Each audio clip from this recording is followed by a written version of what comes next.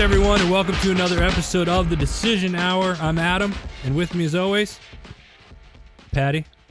Adam. Yes, how's it going? It's going great. I appreciate you. How are you? I am very good. I'm very excited about this particular show. We have Daniel ALARIK on the show with us from GRUNT Style. Yes. Yes, I'm super excited because I don't know exactly how we even connected in the beginning, but several years ago now, I connected with Dan over Facebook and have just watched him and his business grow from pretty much infancy to what it is today. So Dan, thank you so much for being on the show today. No, thanks for having me. This is great. I'm really excited for our listeners to know a little bit more about you because, anywhere I go, pretty much I can see like GRUNT Style, somebody wearing a GRUNT Style shirt. I'll go to the fair and I'll see some guy wearing a GRUNT Style shirt. And it's really cool because I kind of remember when you were starting out, and I remember some of your first t-shirts. But people might not realize your story of you just didn't happen overnight. So could you tell our listeners a little bit, just kind of about yourself, to give an intro to everybody about, what you are about and who you are, where you came from? Sure. So it was about 2009. I was a drill sergeant down in Fort Benning, Georgia. I was training the new infantry troops that were joining the Army. And after a couple of years, the Army asked me to stay on for a third year as drill sergeant duty. And I called my wife, who I had a brand new wife and baby that were back in Chicago the entire time I was gone. And I asked if I could stay down there. And my wife gently said, sure, you can stay down there, but we won't be here when you get back. So, they were pretty exhausted from that. So I started thinking about my transition out. And as I was thinking that, it left me really with two problems. The first problem was I didn't know how to provide for my family. There's not a whole lot of infantry drill sergeant needs as careers in Chicagoland, right? And the second problem was I actually really loved being in the Army. It's full of pride, patriotism, esprit de corps, camaraderie, mission focus. And so I really kind of combined those two problems together, and I created what you see as GRUNT Style, and I made it my mission to spread that culture of pride and patriotism to every home in America. So with $1,200, I made a bunch of shirts, put them in the back of my car, and I just drove around the country for the next 3 years. Mm-hmm. And now, how was that? I mean, did you ever feel like you were going to, did you ever feel like you were just going to give up, or did you know it was going to be a success? What was your, what were you going through during that time? Number one, I had no idea what I was doing. I would wake up and I'd look across the street of a company has a van with their name on it. I'm like, how did they get there? What are they doing that I'm not, right? How do they do business? And it was, it was so frustrating, right? I didn't know better. We almost went out of business at least a dozen times during those first 3 years. I mean, it was really, really hard. Just going from, the military doesn't prepare you for that. It's not their job to prepare you for that. But it was a lot of trial and error. Mm-hmm. So some of the things that I remember is, some of the slogans on your shirts, they've changed over the years. How do you come up with this stuff? I mean, some of it is hilarious, and then some of it is just like really motivating and moving. So the cool thing is I don't do that. So when we were starting off, I was doing everything, right? I was the designer, the press operator, the salesman, the whatever, customer service. But now we have a fantastic staff. We meet once a week on Mondays, and we go through anything from here's the new t-shirts and hoodie designs to other new products that we're working on. So we're field testing some brand new, multifunctional belts and just some other cool stuff. But the team really is what's driving the mission. Mm-hmm. So what are some of the biggest challenges that you had at the beginning, and how did you overcome those challenges that you can, just something you can think of off the top of your head? Well, at the very beginning, the biggest challenge is, what am I doing? I mean, wake up every morning and I'm like, what am I doing? I have no idea what I'm doing. I'm just going to go show up at this flea market, or I'm going to try out this MMA event, and I'll set up a table and I'll make a few bucks. And I'm like, what am I doing? How does this grow? How does this work? Every time you're interacting with fans and customers, which we didn't have a whole lot. I mean, Patty, we've been talking since 2012 or so. Yeah. That's just when we started to really grow. And it's kind of defining what you should be doing was the biggest challenge. But once you do that, you can figure out what to do next. One of the pet peeves that I have is when I see somebody say, oh, grunt style, they won't donate to my organization. That's a huge pet peeve to me, because I know that grunt style donates to so many organizations. So I want you to set the record straight. I want you to tell people what you do besides, okay, you do all the t-shirts. You do a lot of other things, though. You bring awareness to military veteran issues. So, tell us what you do to... Well, first off, we get a ton of donation requests. And by ton, last month it was like 212 different donation requests. And that's in 1 month. I mean, think about it. That's you're talking, almost, 8 or 9 a day that's coming in. It's a lot. And our goal is to not turn anyone down. So it may not be in the form that they want. If someone's asking for, tens of thousands of dollars and whatnot, but sometimes the requests are more benign, where it's like, hey, sponsor my race car. I'm like, well, no, we're not interested in doing that. But if it's a charity or a community event or anything to do with vets or the military community, yeah, we're all in. We'll send you an ammo crate full of gear. It's worth $500, and do whatever you want with it. Help. We're here to help you accomplish your mission. We've donated last year. I think we donated about $1 million worth of goods. The previous year was similar. I mean, I have a team that does nothing, but we call it goodwill. Mm-hmm. And again, email us at grunthq@gruntstyle.com, and the team will take care of you. Mm-hmm. And they do. They're so amazing. And one of the things that I love is I love supporting veterans in general. And I don't like asking people for a lot of stuff for organizations, because I'm really very in deep with many organizations. But I will say that Grunt Style has pulled through even just the smallest amount of whatever it is that we're asking, like a t-shirt, or you can actually have Grunt Style make your t-shirts for you. They have designer and everything that's ready for you to do your t-shirts. I had a good friend of mine just had some made through Grunt Style. So I mean, you're just amazing, Dan, and team's amazing. Yeah, you guys are. You're all awesome at Grunt Style. So I'll say this: I've had the opportunity to meet Dan on 2 separate occasions, and hear him speak. And if anybody that's listening to this right now, if Dan's in your area where he's going to be speaking, I highly recommend that you take the time to go listen to him speak, because he really does have an amazing story, how he started his business. Dan, I mean, when you didn't know anything about starting a business when you first started, didn't you just Google starting a business or something like that when you first got this going?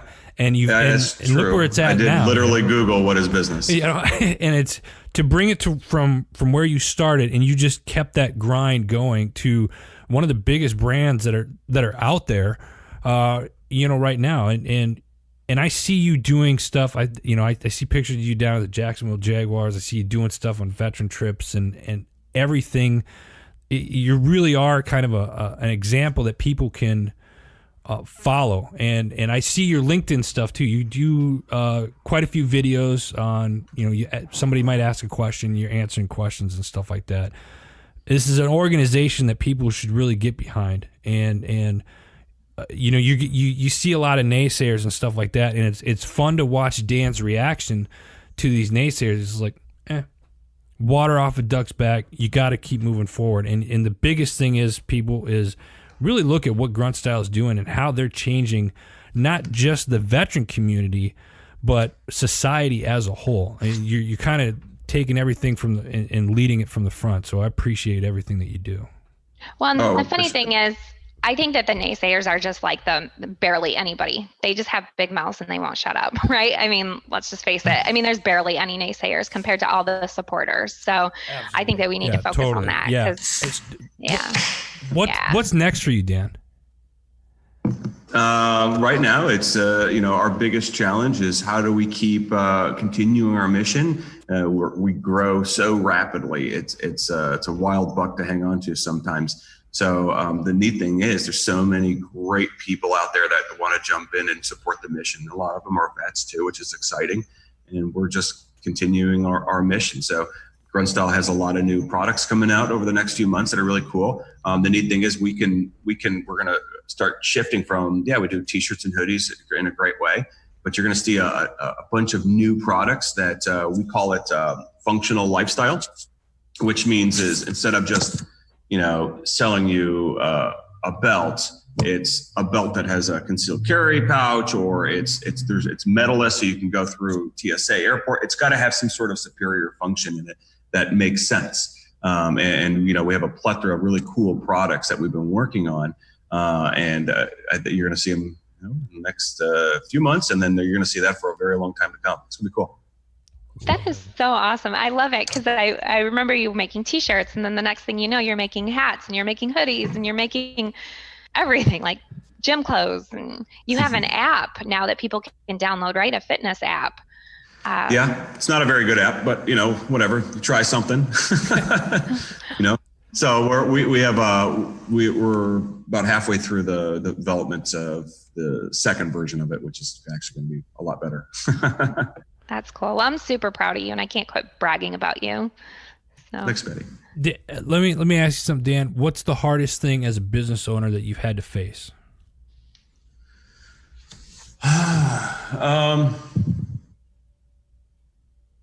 I would say there's two things in that. The first one is when you grow this fast, this rapidly, there's a lot of great people that can't grow with you, and it sucks. It's really hard, and if I have to make sometimes a decision as a leader, where either I have to tell them to, hey, you need to take another position that's much lesser, or I'm gonna have to hand you a check and tell them, great job here, you need to look for your next adventure. But what really sucks about it is that they work their butts off to help build something special, and they can't grow as fast as the company can. But if I leave them in that position, now they're harming everyone else's careers and the mission itself. And it's a hard, but it's a lot of times it's the right decision to do. And maybe that's where some naysayers come. I don't listen to naysayers, but it sucks. We had really special people over the time.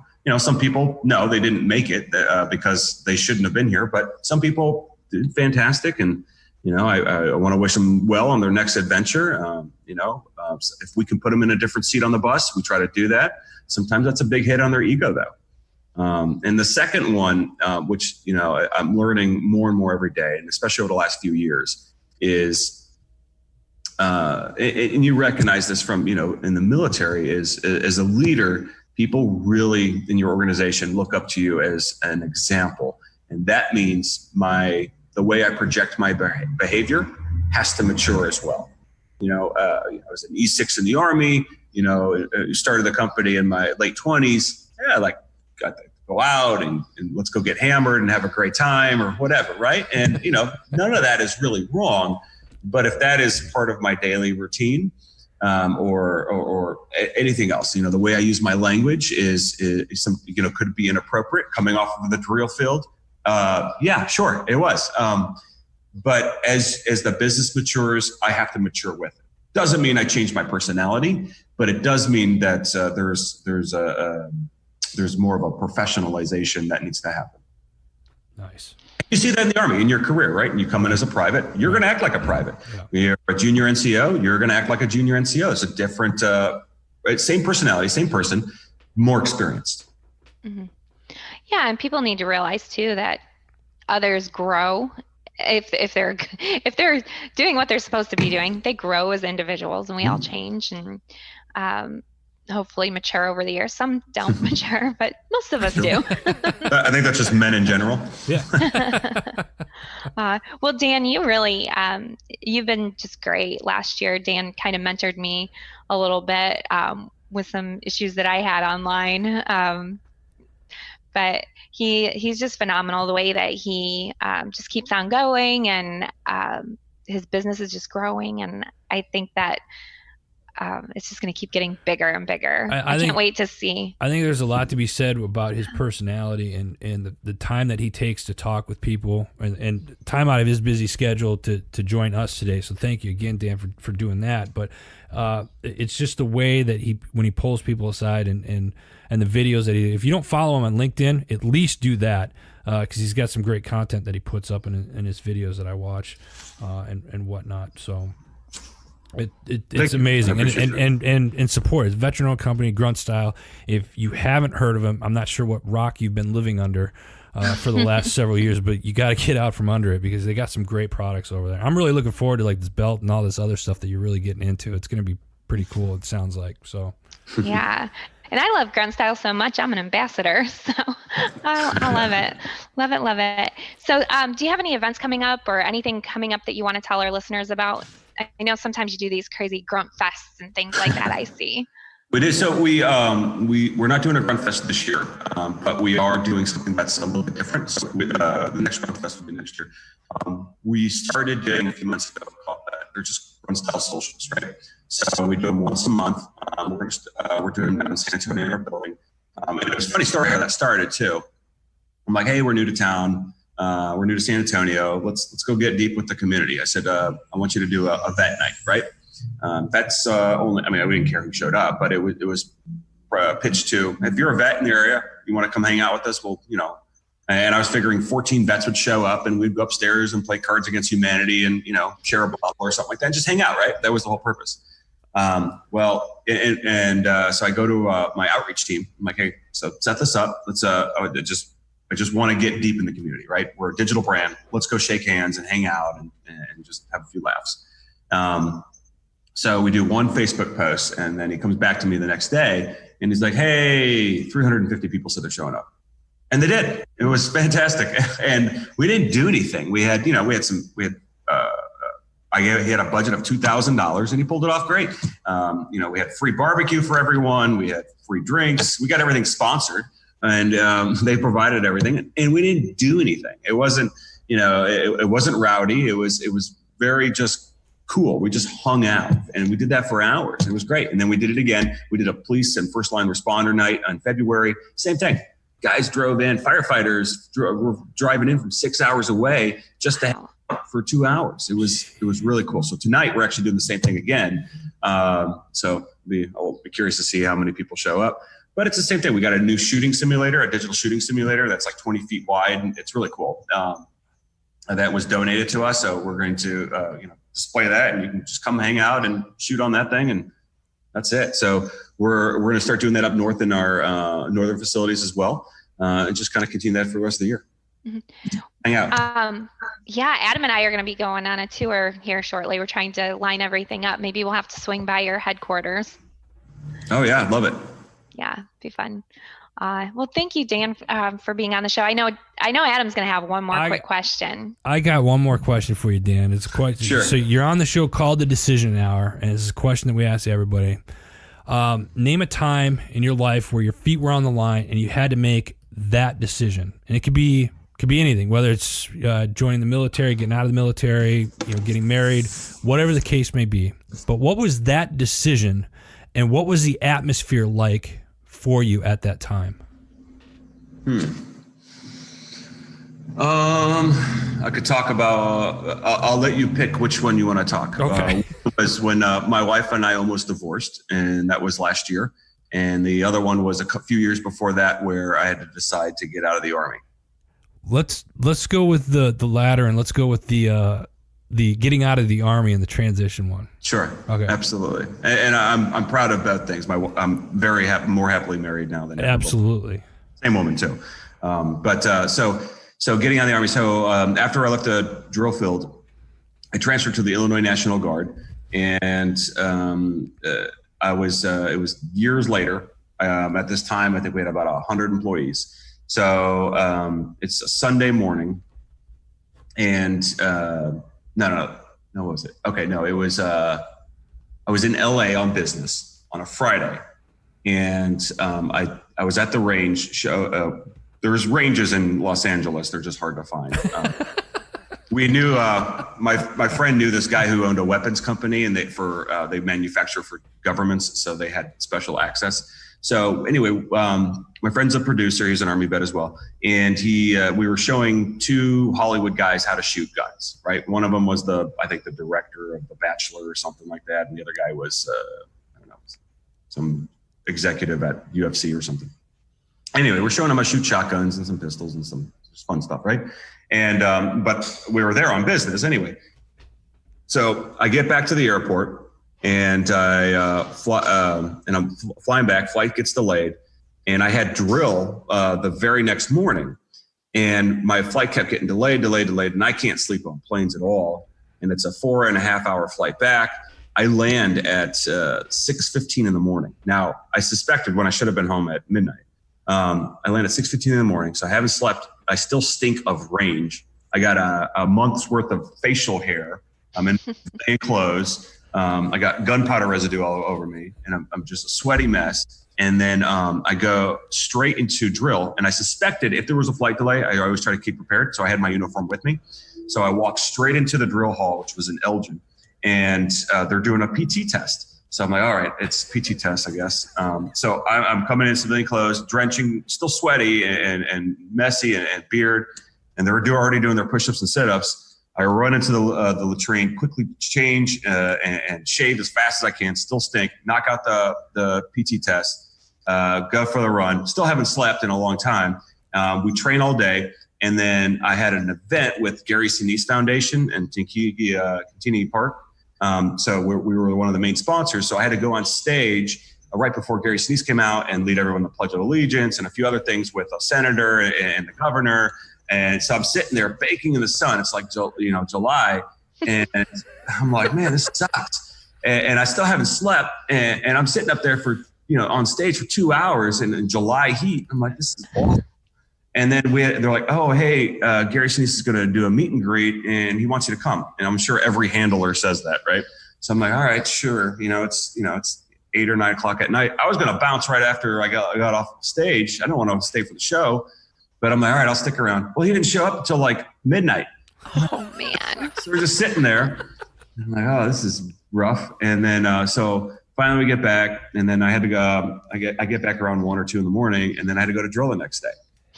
And then to compound that, a few months later, it gets cold in Chicago really quickly.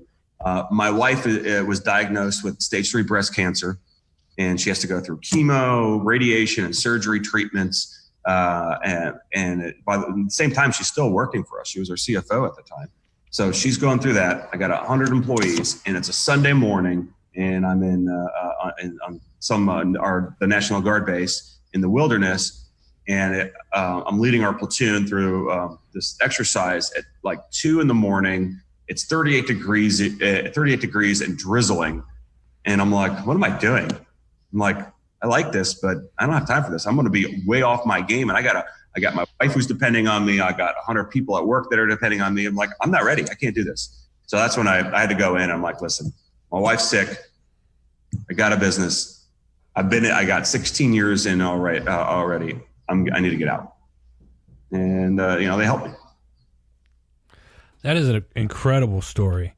Holy jeez. I was a National Guard guy myself, so it was like it's just.